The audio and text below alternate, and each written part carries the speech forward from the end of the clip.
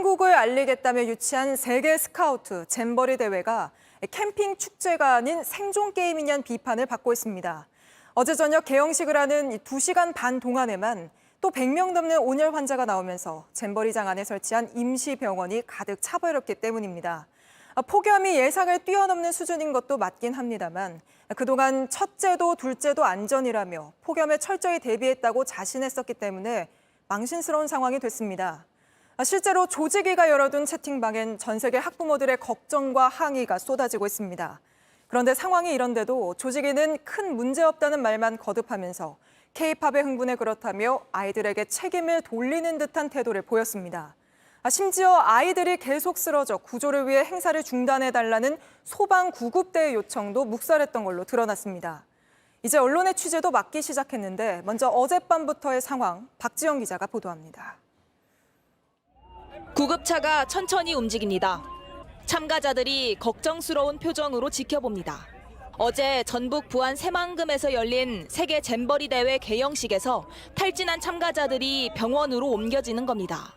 행사 부진의 병원엔 사람들이 줄을 이었습니다. 어젯밤에만 이렇게 쓰러진 사람이 108명이나 됩니다. 어제 낮에는 34도까지 올라갔습니다. 개영식이 열린 밤에도 30도에 육박했습니다. 그런데도 2만 명이 넘는 참가자들은 2시간 30분을 있어야 했습니다. 특히 100명 넘는 사람들이 실려가는데도 공연은 중단되지 않았습니다. 경찰과 소방의 요청도 묵살했습니다. 경찰은 전 경찰력을 동원하는 가포 비상령까지 내렸을 때입니다. 예정에 없던 중단을 하고 사상자가 발생을 해서 환자가 발생을 해서 이렇게 중단한다고 하면 굉장한 영향을 줄 수가 있어서 오히려 청소년 안전에 도움이 되지 않는다고 생각을 했습니다. 하지만 공연이 끝난 뒤 마지막 안내 방송에서도 관련 내용은 나오지 않았습니다. K-팝 때문에 탈진한 사람이 많았다는 황당한 답도 내놨습니다. K-팝 행사가 좀 있었는데 그때 이제 애들이 좀 에너지를 좀 분출을 하고 또 활동을 하다 보니까 이제 에너지를 다 이제 소진을 하니까 거기에 따라서 이제 다수의 온열 질환자가 발생한 걸로. 지금까지 이틀 동안 잼버리에서 나온 온열 질환자만 600명이 넘었습니다. 그나마 야외 행사는 대부분 취소됐지만 뜨거운 텐트에서 자야 하는 건 똑같습니다. 특히 폭염에 대비가 부족했고 시설이 열악하다는 지적이 이어지자 오늘 오후부턴 아예 내부 취재를 막기까지 했습니다. JTBC 박지영입니다. 늦었지만 조직위는 의료진과 그늘막, 에어컨 등을 더 늘리겠다고 밝혔습니다. 하지만 병원도 화장실도 샤워실도 정말 곳곳이 열악하기만 합니다. 취재가 막히기 전에 저희 취재진이 직접 가본 곳, 그리고 참가자들이 직접 찍어서 건네준 영상과 사진을 계속해서 이희령 기자가 보도합니다. 이곳은 다양한 프로그램들이 진행되는 공간입니다. 그런데 제 앞을 보면 이렇게 모내기를 하는 논처럼 물이 가득 고여 있는 모습을 볼 수가 있습니다. 제 옆에 있는 작업 차량이 지금도 물을 빨아들이고 있습니다. 어제는 행사장 곳곳이 물웅덩이와 진흙밭이었습니다. 그런데 오늘은 다 바짝 말랐습니다. 뜨거운 태양 때문입니다. 텐트에 들어갈 엄두조차 내지 못합니다. 그늘에 다닥다닥 모여 있습니다. 대형 선풍기 하나 없이 버티기도 합니다. We have hand fans, definitely more cooling facilities. 더위뿐만이 아닙니다. 화장실엔 휴지가 무더기로 버려져 있습니다. 냄새도 심합니다. 샤워 시설도 부족합니다. So many people in the campsite, so we need to wait for a long time. It's about 30 minutes, and even somebody that need to take a shower in the 3 o'clock in the morning. 있는 곳도 불편합니다. Yeah, it's just a curtain. When you're taking a shower, somebody will took out the curtain and they will see your body, took out the curtain, and there was somebody taking shower inside. 병상을 늘린다지만 밀려드는 환자를 감당하기엔 역부족입니다. 복도에서 링게를 맞았거든요. 침대가 너무 부족하고 사람들이 너무 정신없이 실려와서 그냥 전쟁통이라고 볼 수밖에 없었어요. 진짜 심각해요. 가뜩이나 더위에 지치는데 씻는 것도 치료받는 것도 그야말로 생존 과제가 됐습니다. JTBC 이희령입니다.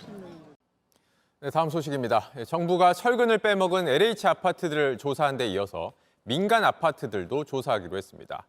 기둥만으로 천장을 받치는 무량판 방식으로 시공된 아파트들이 대상인데 여기엔 서울 강남의 고급 아파트들도 포함되어 있습니다. 먼저 정아람 기자입니다. 얼마 전 입주한 서울 강남의 한 아파트 단지입니다. 이 아파트는 주거동이 벽식 구조와 무량판 구조가 혼합된 방식으로 지어졌습니다. 무량판 구조의 LH 아파트 전수조사에서 15곳에 철근 빠진 단지가 나오자 걱정하는 주민이 늘었습니다. 기분은 안 좋죠, 당연히. 불안하기도 하고. 입주민 입장에서 마음이 불편한 건 사실이죠. 아파트 재건축 조합은 자체적으로 안전 점검을 하기로 했습니다. 지금 업체 선정해서 저희 진행할 거예요. 다들 불안들 하시고 궁금해하시고 걱정하시니까 진행을 할 거고요. 콘크리트 강도나 구조 안전성을 검증을 하겠다고 했으니까 이제 그대로 진행을 해야죠.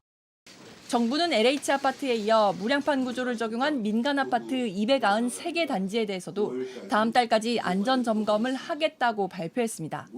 이 가운데 주거동도 무량판 구조인 곳은 105개 단지인데 입주를 마친 59개 단지엔 15만 세대가 살고 있습니다.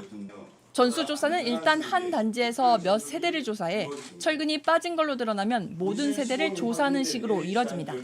하지만 이미 입주한 세대는 점검하려면 페인트와 벽지를 제거해야 합니다. 만약에 그렇게 된다 그러면 해당 세대는 불만이 당연히 있을 수밖에 없을 것 같아요. 국토부에서 그렇게 조사를 한다고 하니 무량판 구조 자체가 문제인지 아닌지는 지금부터 좀 관심을 가져볼 필요가 있겠다. 조사 결과 철근이 빠진 걸로 나오면 파장은 가늠하기 어렵습니다. 보강 작업을 하더라도 입주민이 불안해할 수 있습니다. 손해배상을 놓고 시공사와 주민들 간에 소송전이 벌어질 가능성도 있습니다.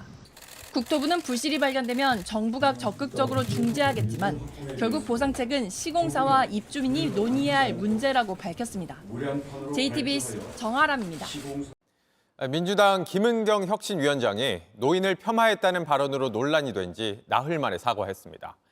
사과할 일이 아니란 입장을 고수해왔는데 비판 여론이 계속되자 결국 고개를 숙였습니다. 김지성 기자의 보도입니다.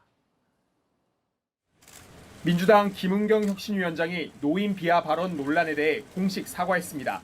그리고 어르신들의 마음을 상하게 한 점에 대해서는 더욱 정중히 사과드립니다. 지난 며칠 동안 저를 질책해 주신 모든 분들께 다시 한번 사과와 감사의 말씀을 함께 드립니다. 발언 나흘 만입니다. 이어 김 위원장은 사과를 요구한 대한노인회를 찾아갔습니다. 김 위원장이 사과했지만 격앙된 반응도 나왔습니다. 우리나라 1000만 노인을 대표해가지고 본인을 보고 내가 꼴대기라고 하나 때리고 이래야 우리 노인들이 분이 풀릴 것 같으니까 요 사진이라도 내가 뺨을 한 대 때리겠습니다. 정신 차려. 정신 차리라고. 정신 차려.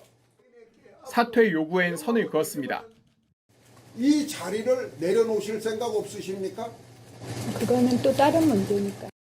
김 위원장은 지난 일요일 청년 간담회에서 남은 수명에 비례해 투표권을 주는 아이디어가 합리적이라고 말해 구설에 올랐습니다. 그게 참 맞는 말이에요. 우리들의 미래가 훨씬 더 긴데 왜 미래가 짧은 분들이 똑같이 1대1 표결을 하냐는 거죠. 하지만 어제까지도 사과 입장은 밝히지 않았습니다. 언론에 계속 드러나는 저에 대한 이야기들이 사실 심리적으로는 상당히 불편합니다.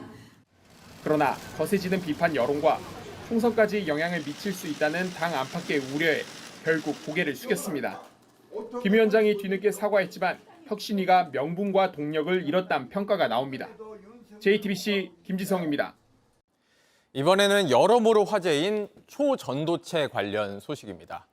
영화 아바타를 보면 이 바위산이 이렇게 둥둥 떠 있는 모습을 볼 수가 있습니다. 인간들이 이 공중에 뜨는 물질을 갖고 싶어서 나비족과 전쟁을 벌이는 게 영화 줄거리인데 이게 바로 초전도체입니다. 초전도체는 전기를 아무 손실 없이 실어 나르고 또 공중에도 뜰 수 있는데 고성능 양자 컴퓨터, 자기 부상 열차 무궁무진하게 만들 수 있는 기술입니다. 지금도 가능한 기술이긴 한데 문제는 이 영하 200도 아래 또는 기압이 아주 센 환경에서만 구현된다는 거였습니다. 그런데 최근 한 국내 연구진이 상온에서도 초전도체를 만들었다고 이렇게 발표를 했습니다. 사실이면 노벨상은 기본이고 세상이 바뀔 일이라 화제의 중심이 됐고 주식시장까지 요동을 쳤는데 오늘 국내 전문가들이 현재 공개된 정보만으론 부족하다 이런 입장을 내놨습니다. 김민 기자 보도 보시겠습니다. 한국거래소의 투자 경고에도 초전도체와 조금이라도 연관이 있는 주식은 오늘도 크게 올랐습니다. 특히 초전도 케이블 업체와 초전도 관련 특허를 가진 합성 피혁 업체가 사흘 연속 상한가를 기록했습니다. 주가가 뛴 데는 초전도체로 상상력을 발휘한 인터넷 밈의 영향도 컸습니다. 새빛 둥둥섬이 날아다니고 애국가 장면에 초전도체가 나오는 식의 패러디 사진이 인기를 끌면서 관련주도 관심을 모은 겁니다. 투자 광풍을 불러온 건 퀀텀 에너지 연구소가 개발했다고 주장하는 상온 초전도체 LK99입니다. 진짜 성공한 거냐를 두고 벌이는 국내외 과학자들의 논쟁도 뜨겁습니다. 큰 기대감을 표하는 이들도 있지만 이것만으론 상온 초전도체라고 보기 어렵다는 의견도 많습니다. 한국초전도저온학회가 꾸린 검증위원회도 오늘 JTBC와의 이메일 인터뷰에서 논문의 데이터를 근거로 본다면 초전도체라고 할 수 없다고 밝혔습니다. 퀀텀 에너지가 올린 영상을 봐도 한자리에 고정돼서 공중부양하는 초전도체의 특징이 나타나지 않는다는 입장입니다. 그러면서 확실한 결과는 재현을 해봐야 하는데 퀀텀 에너지가 샘플을 보내지 않고 있다고 설명했습니다. 학회는 이달 22일쯤 중간 보고서를 발표할 예정입니다. 과학계에서는 짧게는 일주일, 길게는 몇 달 정도면 진위가 가려질 걸로 봅니다. 100년의 역사는 살펴보면 굉장히 흥미로운데요. 초전도체가 아닌 것으로 발견된 경우도 어렵지 않게 찾아볼 수 있고요. 또 반면에 정말 획기적인 초전도체였는데 처음에는 사람들이 받아들이지 못하고 믿지 않았던 경우도 있습니다. JTBC 김민희입니다. 주말이면 낚시객 수백 명이 찾는 방파제가 있습니다. 원래 파도를 막기 위한 건데 여기서 고등어가 잘 잡힌다는 소문이 난 겁니다. 그런데 저희가 직접 가봤더니 들어가면 안 되는 곳까지 무리하게 들어가고 또 밤엔 조명도 없어서 위험천만했습니다. 밀착카메라 권민재 기자입니다. 포항 영일만항 앞바다입니다. 이곳에서 2km 정도 떨어진 곳에 국내에서 가장 긴 방파제가 있다고 하는데요. 최근엔 낚시꾼들의 낚시 명소로 유명해졌다고 합니다. 배를 타고 직접 가보겠습니다. 4km에 이르는 방파제 중에 낚시객들에게 1.5km 정도 개방됐습니다. 나머지 구역에선 파도가 넘칠 우려가 있어서 공사 중입니다. 들어가면 안 되는 곳입니다. 여기 안에 근데 통제 구역 아니에요? 모르겠어요. 처음 열렸죠. 별다른 통제도 없습니다. 원래 잠깐씩 갔다 오고 뭐가 생각이 있으니까 단속을 하는데 눈은 감아줘요. 공사장 철근 사이로 낚시하는 사람들이 보입니다. 공사장에서 쓰던 사다리를 가져다가 낭떠러지 앞 높은 턱에 올라갑니다. 근데 여기 올라와도 돼요? 여기 좀 위험해 보여요. 위험하지. 올라가면 재미져갖고 하면 그런 거예요. 배경이 한 번씩 오면. 구명조끼도 꼭 입어야 하지만 그러지 않습니다. 해가 지면 더 위험합니다. 지금 시각 8시 40분입니다. 지금이 딱 고등어가 많이 잡히는 시간이라 낚시객들은 한창 바쁜데요. 그런데 이 방파제 위는 불빛이 하나도 없어서 어디서부터가 바다인지 잘 보이지도 않고 또 이 옆엔 공사장이 바로 있어서 언제든 부딪히거나 또 떨어지는 사고가 날 수 있습니다. 빛이라곤 낚시객들이 가져온 랜턴밖에 없습니다. 방파제 자체가 위험해 안전요원 등을 두기로 했지만 보이지 않습니다. 몸이 안 좋아가지고 병원에 가 있어요. 다음 날 아침 방파제를 다시 찾았습니다. 낚시객들이 다녀간 자리엔 쓰레기가 남았습니다. 어제 저녁에 나온 쓰레기만 2포대가 넘고요. 또 쓰던 미끼를 그대로 버려둬서 비린내가 진동합니다. 이쪽엔 쓰레기들이 쌓여 있는데 막걸리병도 그대로 버려져 있고 샌드위치 포장 용기까지 있습니다. 난간을 따라 캔커피부터 썩은 생선까지 쓰레기가 끝이 없습니다. 지역 어민들도 치우지만 힘에 부칩니다. 관계기관들은 무관심합니다. 방파제를 관리하는 포항지방해양수산청은 조명 부족 문제를 지적하자 해가 진 뒤에도 낚시객들이 있는 줄 몰랐다고 답했습니다. 고등어가 잘 잡힌다는 입소문을 타면서 방파제는 어느새 낚시로 유명해졌습니다. 하지만 곳곳에 쓰레기가 쌓여있고 또 밤에는 불빛이 없어서 위험합니다. 이제 명소에 걸맞는 관리가 필요하지 않을까요? 밀착카메라 권민재입니다.